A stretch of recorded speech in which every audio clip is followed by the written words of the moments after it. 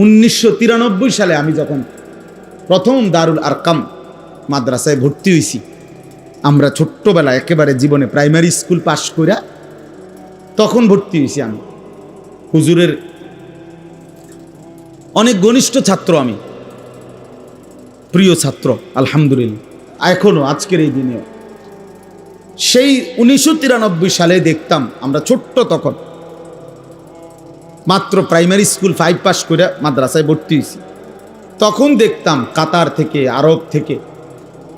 আরব বিশ্বের বিভিন্ন দেশ থেকে বড় বড় শায়েখরা, আলেমরা দারুল আরকাম মাদ্রাসায় আসতো হুজুরের সাথে দেখা করার জন্য। আর শেখ মুআফি মোহাম্মদ আজাব, কাতারের বড় আলেম, আমার মনে আছে ছোটবেলায় হুজুরে আমার আরবিতে উনার সম্মানে আরবি একটা ছোট্ট বক্তব্য লিখে দিছে, আমি মুখস্থ পড়ে শুনাইছিলাম ওই মেহমানের সামনে, কাতারের মেহমানের সামনে। দারুল আরকাম ব্রাহ্মণ, সেই মানুষটা হাটহাজারী, বাংলাদেশের সারা পৃথিবী বিখ্যাত মাদ্রাসা, আজকে 100 বছরের চাইতে বেশি যেই মাদ্রাসার বয়স, তিনি সেই মাদ্রাসার মুহাদ্দিস ছিলেন। কাতারে দীর্ঘদিন পর্যন্ত আন্তর্জাতিকভাবে একজন খ্যাতিমান আলেমে দ্বীন তিনি। সারা বাংলাদেশের বর্তমান সময়ে হেফাজতে ইসলাম চিনে না, হেফাজতে ইসলামের অবদান জানে না এমন মুসলমানে নাই, পক্ষের হোক আর বিপক্ষের হোক। হেফাজত যে একটা নাম, এটা সবাই জানে। তিনি সেই সংগঠনের মহাসচিব। উনাকে বিদ্রুপ করে যদি কোনো আঙ্গাল কাঙ্গাল কথা বলে, তার চাইতে বড় বেয়াদব আর কে হইতে পারে? এত বড় বেয়াদব কিভাবে মানুষ হয়? আলেম তো দূরে থাক।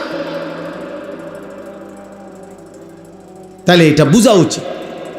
বাস্তবতা হলো, আমি এই কথাটা এই জন্য বুঝাইতে চাইলাম যে মূল কথাটা হলো, এটা যুগ যুগ ধরে প্রমাণিত কথা যে প্রত্যেক আমল, আপনি অজু হোক, গোসল হোক, নামাজ, রোজা, হজ, যাকাত, জিকির, তেলাওয়াত, দান, সাদাকা, ঠিক এমনিভাবে নবীজি সাল্লাল্লাহু আলাইহি সাল্লামের মিলাদ বলেন, অনুষ্ঠান বলেন, যেটা বলেন, আপনি যা বলেন, আপনি রবিউল আউয়াল বলেন, মিলাদুন নবী বলেন, 12ই রবিউল আউয়াল বলেন, আপনি যাই করবেন, যাই পালন করবেন, যাই আমল করবেন, আজান বলেন, একামত বলেন, আজানের জবাব বলেন, রুকু বলেন, সেজদা বলেন, হর আমল একজন মুসলমানের এক্ষেত্রে এই দুই জিনিস জরুরি, বাধ্যতামূলক।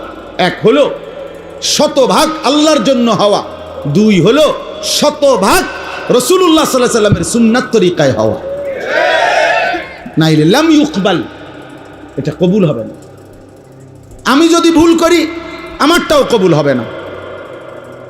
অন্য কেউ যদি ভুল করে, তারটাও কবুল হবে না। এনে দলাদলির বিষয় না। আপনি আপনার জায়গার থাইকা আপনি আপনার অনুসারীদেরকে ইখলাস এবং সুন্নাতের উপরে তোলেন, তাইলে তো হয়। সবে বুঝি আমরা দলে আইলে তৈব, অথবা আমরা সবাই ওইদিকে দলের কি দরকার? আমরা তো সবাই মুহাম্মদ আরবি সাল্লাল্লাহু আলাইহি সাল্লামের উম্মত, ঠিক কি না বলেন? এখানে আমরা যারা আছি প্রত্যেকেই জান্নাত চাই না? আমরা প্রত্যেকেই জাহান্নাম থেকে মুক্তি চাই। তাহলে তো সোজা কথা হইল, কথা তো ঠিকই আছে। আমরা তো একমতে, আমাদের মধ্যে অনৈক্য কই। আজকে যদি হইতো এক দল চায় জান্নাতে যাইতে, আরেক দল চায় জাহান্নামে যাইতে, তাইলে না অনৈক্য হইতো।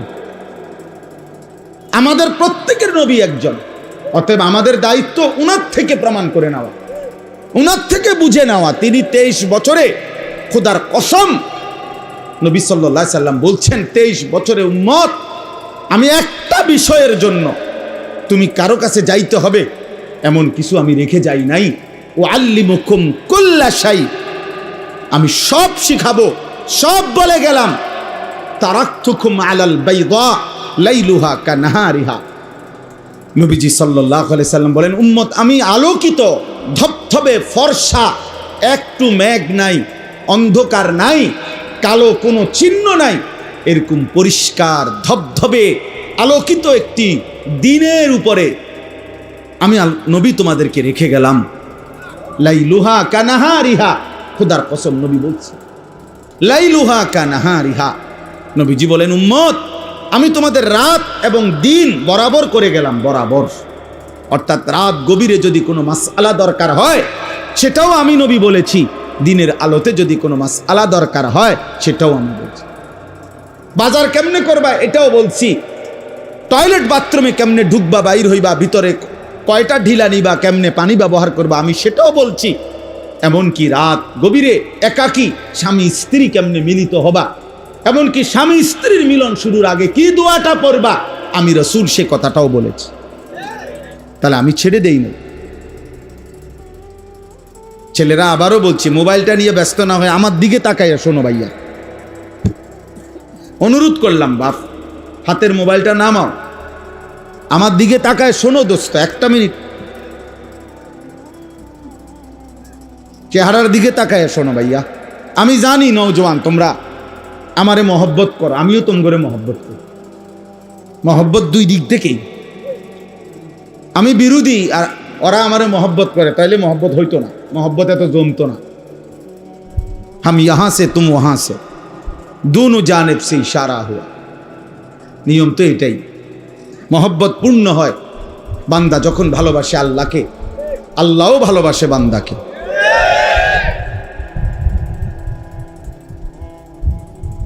তাহলে ঠিক এরকম আমরা আমাদের ছেলেদেরকে মহব্বত করি। এই কিশোর, এই নওজোয়ান, এরা আমাদের। আমি আজকেও আমার মাদ্রাসায় বলছি, আমার ছেলে নাজেরা পড়ে, তো নাজেরা এবং হেফজখানার ছাত্রদেরকে আমি আজকে জোহরের পরে আমার মাদ্রাসায় নসিহত করছি। তাই বলছি, তোমরা দেখো সফওয়ান আমার ছেলে, ও যেমন আমার সন্তান, খোদার কসম বাকি ছেলেগুলো তোমরাও আমারই সন্তান। তাহলে তোমাদের বয়সী যদি আমার ছোট ভাই আছে, তো সে যেমন আমার ভাই, তুমিও আমার ভাই। 14 বছর বয়সী আমার ছেলে আছে, তো যার বয়স 14 অথবা তার নিচে সে আমারই সন্তান। আমরা আমাদের সন্তানের পরিবর্তনের আশা করতেছি। গত পত্রিকায় আমি লম্বা সময় পড়ছি, পত্রিকায় আসছে শরীয়তপুর একটা জেলায় রিপোর্ট দিছে 8 মাসে মোট 26টি খুন হয়েছে। তো ওইখানের আইন শৃঙ্খলা রক্ষাকারী বাহিনী সহ ওই জেলার বিবেকবান মানুষরা আলোচনায় বসছে যে এইভাবে নৃশংস খুন একটি জেলায় এমন হচ্ছে কেন। প্রত্যেকেই বলছে, কসম আল্লাহর, পত্রিকা এগুলো কোনো হুজুররা না, ওই জেনারেল শিক্ষিতরা মিটিং করছে। তারা মনে করেন পুলিশের লোক, আইনের বিভিন্ন লোকরা মিলে, সরকারি বিভিন্ন লোকরা, এলাকার নেতৃস্থানীয় মানুষরা প্রত্যেকেই একথা স্বীকার করছে যে ধর্মীয় অনুশাসন মুসলমানের পরিবারের মধ্যে নাই। চারিত্রিক অবক্ষয়, যত্রতত্র মোবাইল, ইন্টারনেট সহ প্রত্যেকে নিজ নিজ সন্তানকে তার হাতে ছেড়ে দিছে যে বাবা তোমার মতো তুমি বড় হও, তোমার যখন যেটা ভাল লাগে, তোমার যেটা পছন্দ, তুমি তোমার মতো বড় হও। এই তোমার মতো বড় হইতে গিয়ে নিজের মতো করে ছেলে, বাবা কেন তাকে প্রতিদিন মোবাইল দেখতে নিষেধ করে কেন?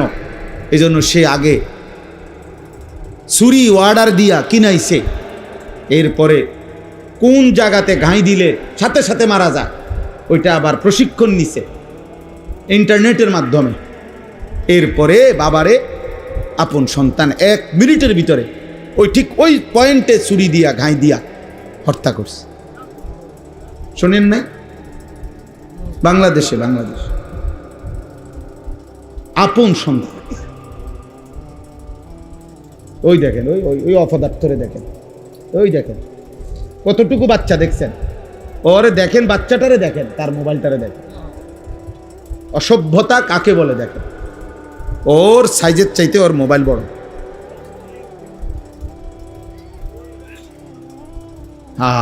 কাকে বলে? গরুরে বলে না, ছাগলেরে বলে।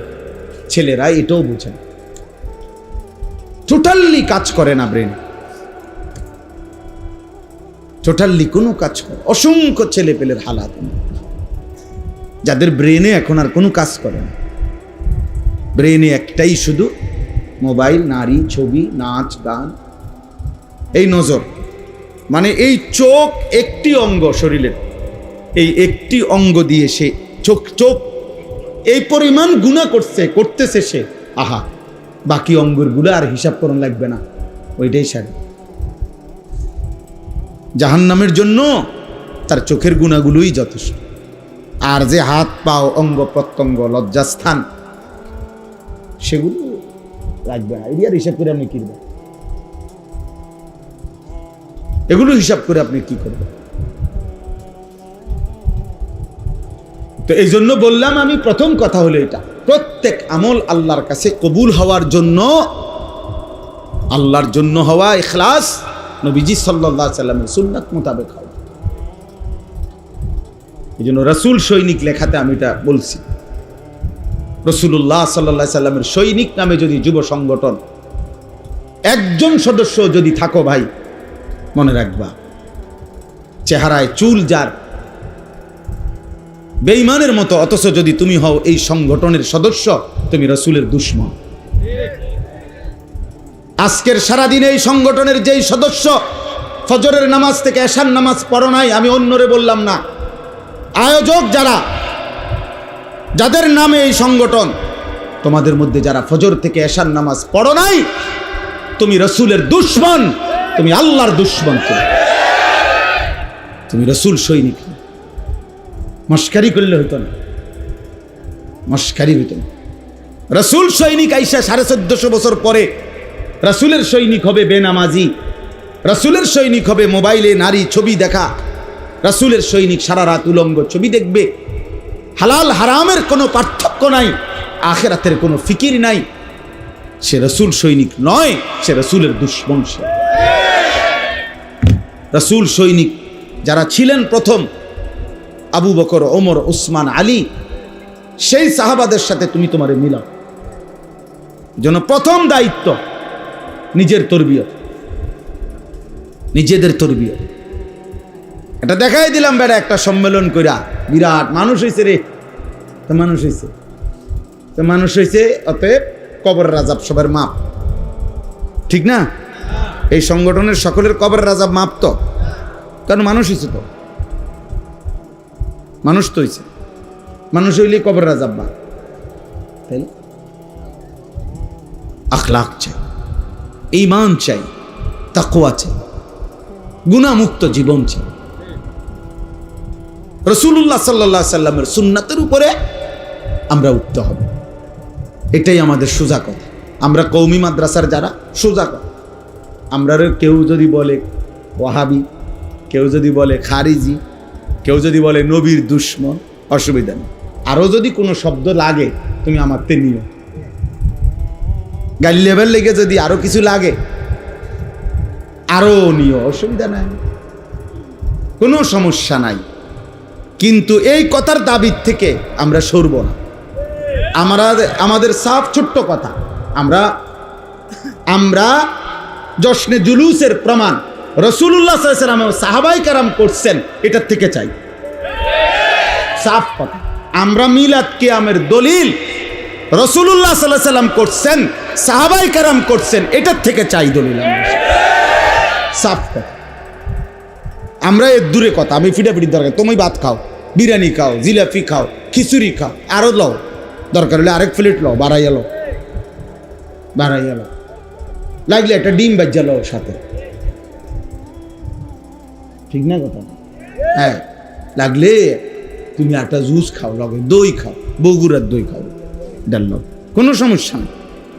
তোমার খানা বন্ধ করার দরকার কি আমার? কিন্তু তুমি এটা প্রমাণ করতে হবে, গালি দিয়া, ধমক দিয়া, মাহফিলের স্টেজে কুদ্দা লাফায়া 2-4 জন শ্রোতার সামনে 2-3টা স্লোগান মারলে ইসলাম প্রতিষ্ঠিত হয়ে যায় না। ইসলাম এত মামুলি না। 1450 বছরে সারা পৃথিবীতে কালেমা এভাবে প্রচার হয় না, স্লোগান দিয়া না, কলিজা দিয়া, এক এক সুন্নাত দিয়ে চোখের পানি দিয়ে। আমি সেদিনও একজনকে বলছিলাম যে ভাই বলেন, এক দরবারের একজন অনুসারীকে বলছিলাম যে চোখের পানি দিয়ে আপনাদের দরবারে মুরিদ হয়েছে কয়জন, আর চিৎকারে মুরিদ হয়েছে কয়জন? আপনি বলেন, আপনি বলেন যে আমাদের মুরিদ যদি হয় 10,000, এর মধ্যে 5,000 হয়েছে চোখের পানিতে, 5,000 হয়েছে চিৎকার চেঁচামি হুঙ্কারে। না না, চোখের পানি। আল্লাহওয়ালাদের চোখের পানি দেখে, চোখের পানি দেখে মানুষের দিল নরম হয়ে গেছে, মানুষের দিল নরম হয়েছে।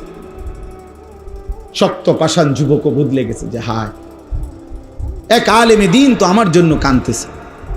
নবীজি সাল্লাল্লাহু আলাইহি সাল্লাম বলছে ওয়া আনা আখিযুন বিহুজাসিকুম, নবীজি বলছেন উম্মত, হাত দিয়ে ধরেছিলাম ফিরাইতে জাহান্নাম থেকে, আমার বহু উম্মত হাত ছেড়ে দিছে। কাঁধে হাত দিছিলাম জাহান্নাম থেকে বাঁচাইতে, কাঁধের থেকেও হাত নামায় দিছে। ওয়া আনা আখিযুন বিহুজাসিকুম, নবীজি বলছে শেষ পর্যন্ত আমি চেয়েছি উম্মত কোমরে জড়াইয়া ধরে হলেও আমার একটা একটা উম্মতকে জাহান্নাম থেকে বাঁচাবে।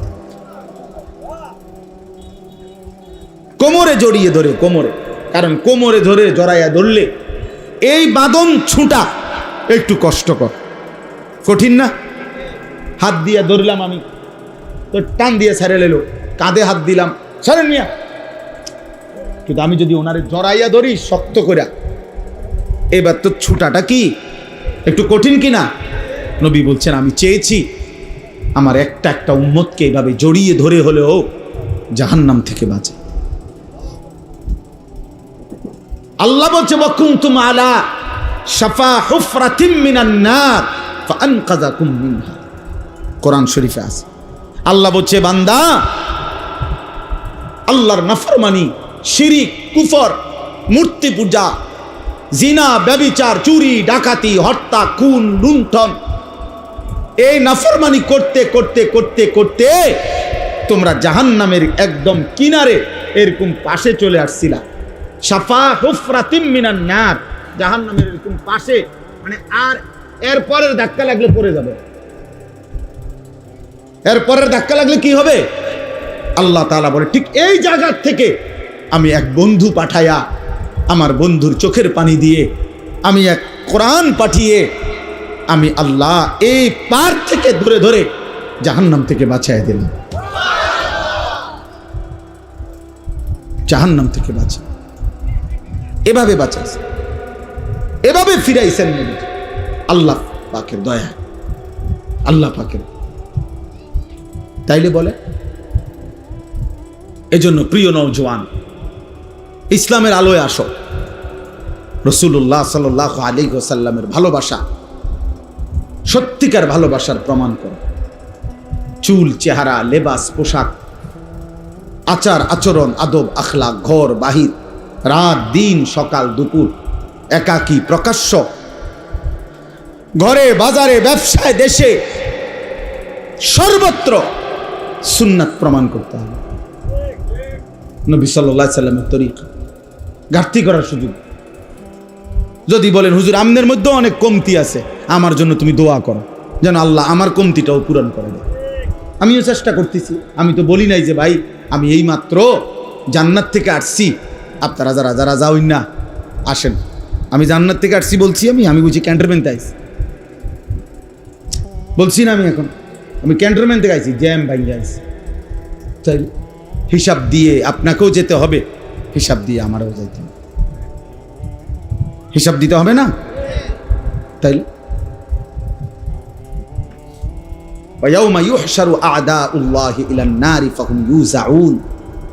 আল্লাহ তাআলা বলে হাসরের দিন আল্লাহর দুশমনরা তাদেরকে ফেরেশতারা ভাগে ভাগে দলে দলে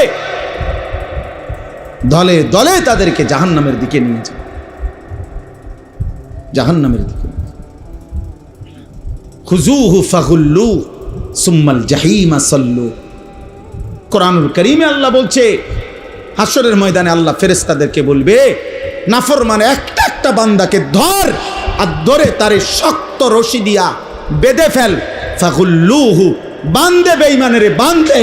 আল্লাহ বলবে সুম্মাল জাহিমা সাল্লু, এই ফেরেশতা বান দিয়া লাথি দিয়া, একটা লাথি দিয়া তারে জাহান্নামে ফেল।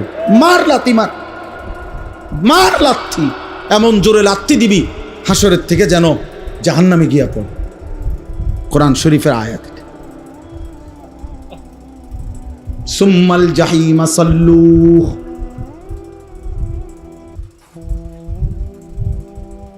সুম্মা ফি সিলসিলাতিন যারউহা ৭০ যিরাআন ফাসলুকুহ।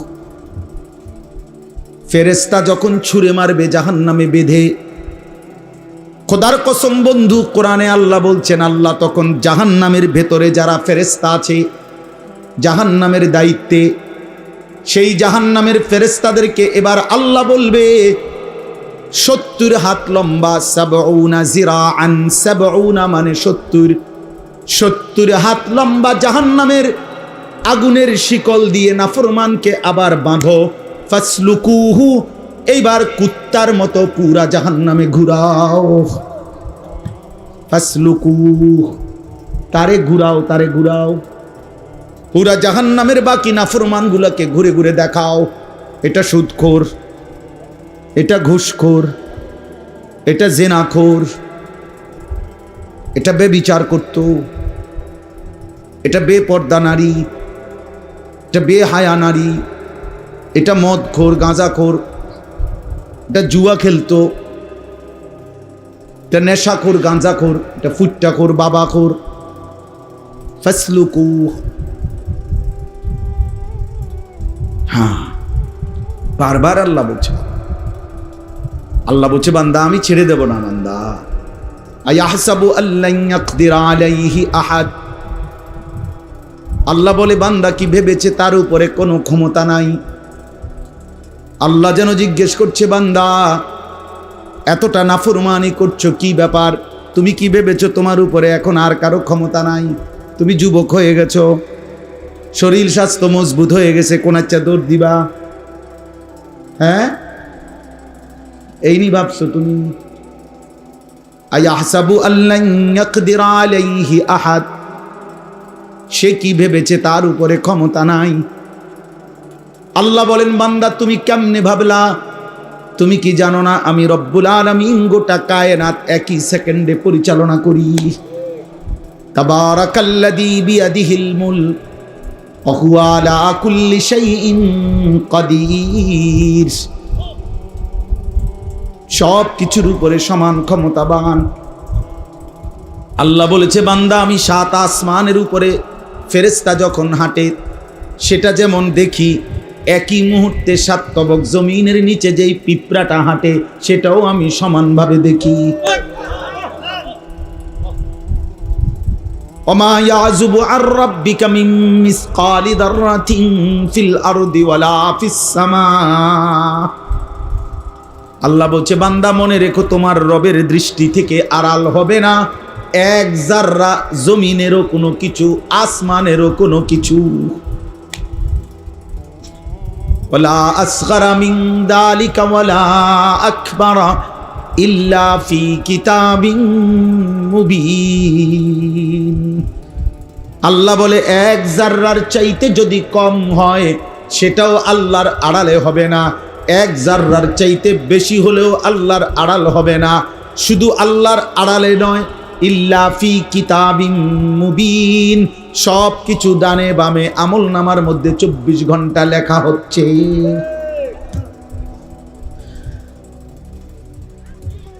দোস্ত কেমনে বললে বুঝতা? আমার যে সুর নাই, আমি সুন্দর করে বলতে পারি না। আমার যদি গলার সুর থাকতো তাহলে আমি আরো সুন্দর করে বলতাম।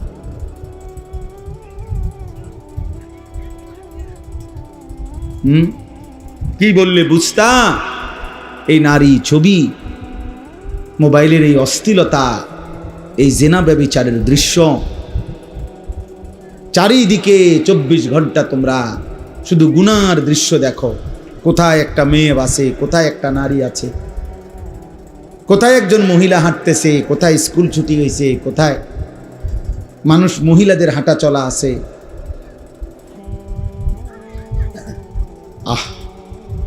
মোবাইলে তাকাইলেও নারী ব্যস্ত, বাইরে তাকাইলেও নারীকেই তালাশ করো।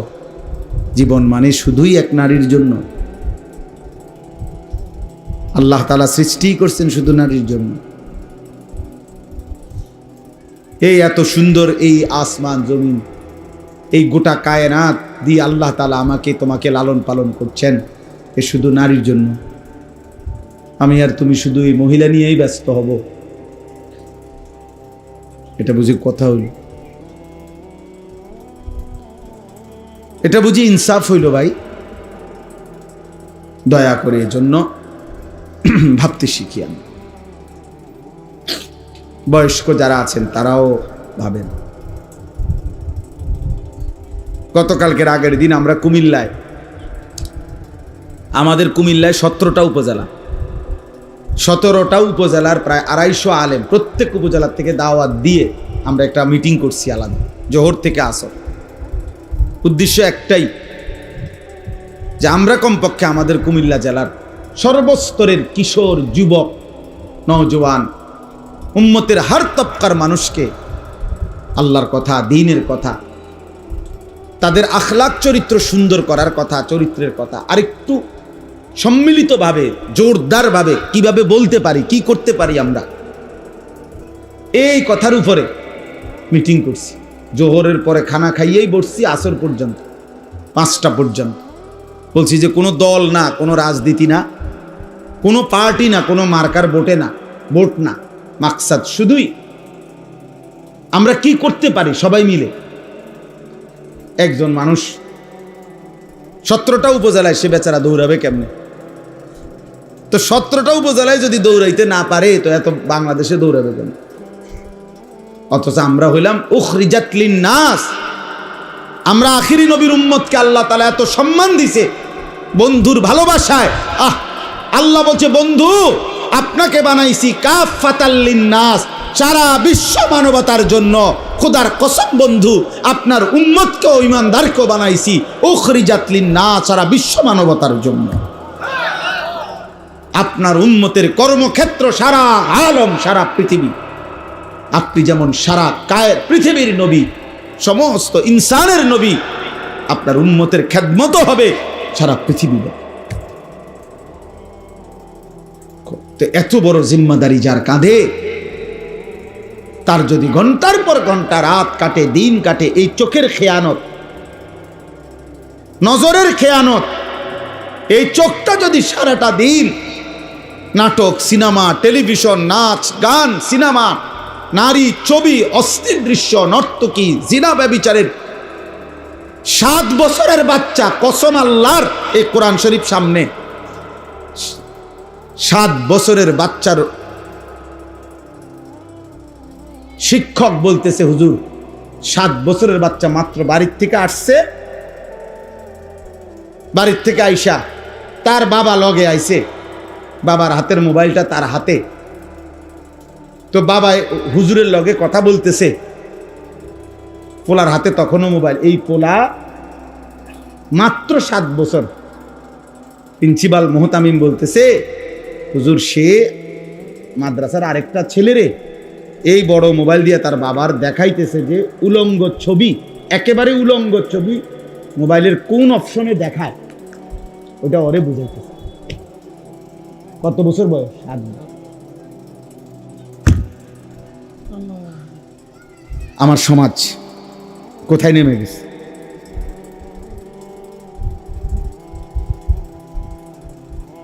তোমরা বুঝি কষ্ট পাইতা না বাবা? তোমরা কি মনে করছো বাপ? ফিলিস্তিন নিশ্চিহ্ন হয়ে গেলে, গাজার মুসলমান সব শেষ হয়ে গেলে, ইসরায়েল আর কারো উপরে হামলা করবে না? না,